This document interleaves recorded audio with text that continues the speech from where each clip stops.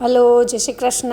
મસ્ત મોર્નિંગ થઈ ગઈ છે. છોકરાઓ જો સ્કૂલે જવા માટે તૈયાર થઈ ગયા છે અને ભગવાનને પ્રાર્થના કરે છે, શ્લોક બોલે છે. અને જો વેર વિખેર ઘર છે આખું. છોકરાઓ જાય એટલે આપણે કામ કામ ને કામ. અને મસ્ત સુરત દાદા ઉગી ગયા છે. અને જો બપોરનો ટાઈમ થઈ ગયો છે.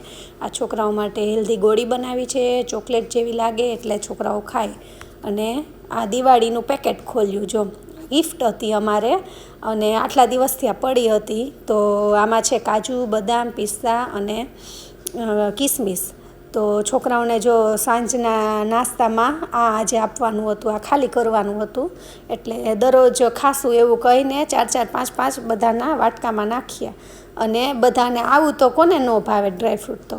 એટલે બધા છોકરાઓ ફટાફટ ખાવા માંડ્યા અને અમે ચારેય જણા ચાલવા માંડ્યા અને વોકિંગ કરી આવી. વિન્સીબેને જો આદુ, લસણ, મરચું ખાંડવા માંડ્યા. એને ટ્યુશનમાં જવાનું હતું એટલે થોડુંક મોડું થતું હતું.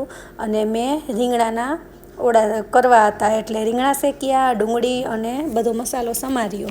અને બધા છોકરાઓને અમારે રોટલા બહુ જ ભાવે છે એટલે 6 રોટલા કરવાના હતા. એટલે ફટાફટ રોટલા કરવા માંડી અને ઓળો તૈયાર થઈ ગયો.